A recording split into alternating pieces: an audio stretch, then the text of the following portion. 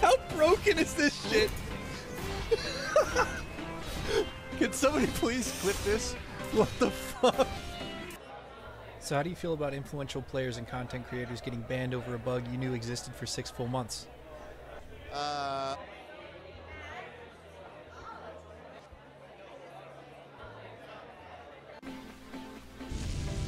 Alright, so I'm just going to put out a quick video. First of all, I'm going to cover the tab mechanic. It looks like it's proccing a lot faster because I can just hit tab and then shield up like immediately and it'll still mark like it.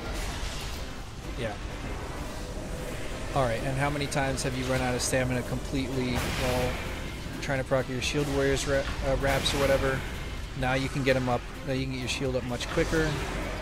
Like, before you had to wait like 2 or 3 good ticks before you could get it back up again. Now it's not so much of an issue. Okay, another big change is to Griffin's Wrath. Because people were accidentally getting off like extra bugged, glitched charges or whatever. That's not a thing anymore, but what they've done is they've put a cooldown on it, and once you use all 3 charges it goes on cooldown. But what does that mean for us? That means we're going to be able to, with higher recovery and with cooldown assistance from DCs, that means we're going to potentially be able to get up to 6 charges off per night's challenge. Here, I'll show you. I'll just go through my rotation really quick. Get my shit procced. So daily, or not, it's going to bug it when I use my daily.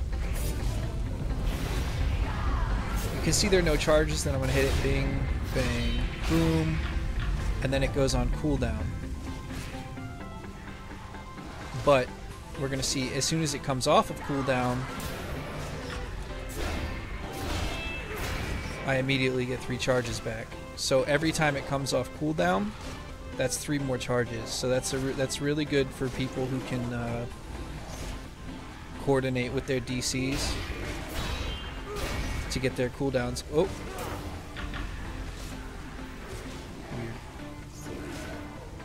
weird. Yeah, that's going to be good for people who can coordinate with their DCs to maybe get their cooldowns reduced.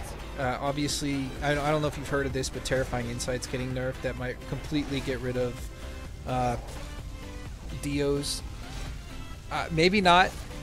You know, the additional cooldowns they can provide with Hallowed Ground and BTS may still outweigh the benefits that other classes can provide, like SW, for example.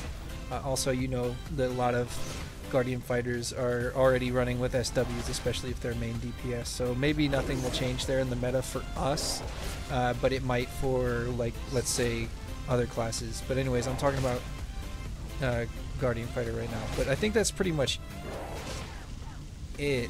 Let me take a look at my notes here real quick. Steel Blitz, that's another thing that was affected. I don't run it. I know some people do. It can now critically strike also. So what I'm thinking is, for people who use Steel Blitz and who use, like, let's say a Vorpal enchantment, it might make a Vorpal enchantment a little more viable. I know the meta right now is either Fey Touched or the meta right now is Fey Touched or yeah, but now the additional hits are going to crit as well, so if you're running Vorpal, you'll be getting a little more damage out of those also. Although still not really that great. I'm not sure. I don't think I'll be using it. I think I'm going to be sticking to Shield Warriors, or, well, maybe Steel Grace on trash for me before I go with Steel Blitz. I'm rambling. What else is there? Jagged Blades. It was only applying the dot to the first target hit. Now it's applying to all of them. So that's kind of cool. Also, another thing to mention about that is that the bleed does not get overwritten anymore. So as you're going through your rotation, I'm not sure if this will change.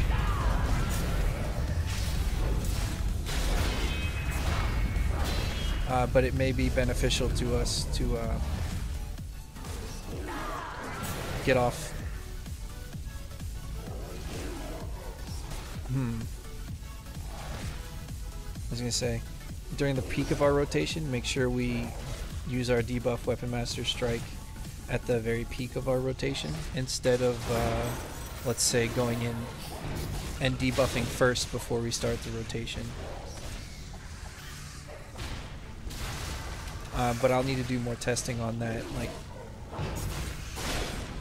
there may be a chance to get Jagged Blades off ahead of time and then stack another one by the end of our rotation, like as everything is still, I don't know, obviously I haven't put very much thought into this, but yeah, there may be a way to utilize the fact that we can reapply it after the first one ends at a later time, maybe towards the end of our rotation, maybe right before we start the rotation, and then at the end of the rotation.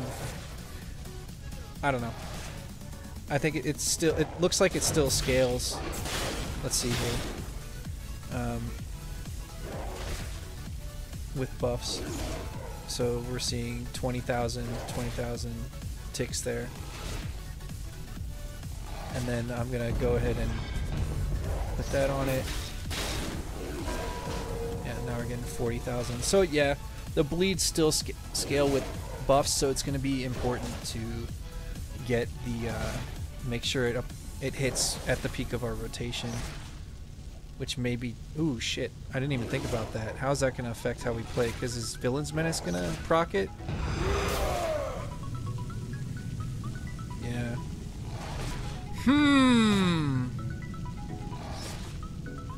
Some food for thought. Hold on, let me run through my rotation again real quick.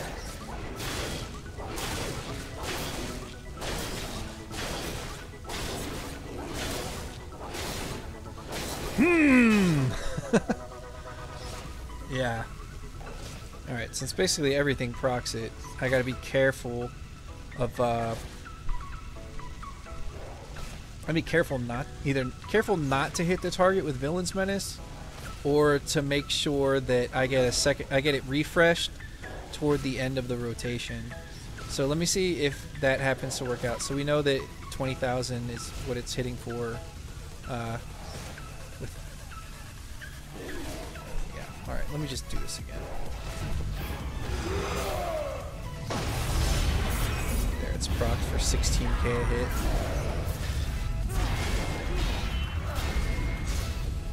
And then I'm going to see what the bleed is at the end of my rotation. Alright. Alright, 90. So, okay, alright. By the end of an average rotation, it looks like it's going to be proc for like 80 to 90,000. Or a lot higher. Yeah, looks like if we just keep doing our rotation naturally, we'll be able to get off a second proc that lasts after Knight's Challenge has ended, so that's useful to know. Alright, what else is there? Yeah, that just basically, that just means we don't really have to change much in our rotation, and we don't have to be careful about whether we hit the enemy with Villain's Menace or not. Now obviously, for trash clearing, if you run in and the first thing you do is hit all the trash with Villain's Menace, you're going to stack a much lower bleed than if you Villain Menaced outside of combat, then buffed, then ran in and hit Enforced Threat or whatever. Yeah. Okay, so it's gonna, I think it's gonna affect trash clearing more than anything else, but it basically will have no effect on how we run our single target boss rotation, which is good. But yeah, I am excited about Griffin's Wrath. It looks like we're gonna be able to get off multiple rounds of Griffin's Wrath per Knight's Challenge if the timing on the cooldown reduction is on point and or your recovery is just at that level. So I know, like in a full party, when I have like 240k plus power, when I proc Artificer's Persuasion to get that recovery boost, my cooldowns are really nice. I haven't had the chance to test what my cooldowns are like in a full party yet, but you know, I'll get there. Either way, I'm sure it'll be really good for us long term. Alright, that's about it. See you later.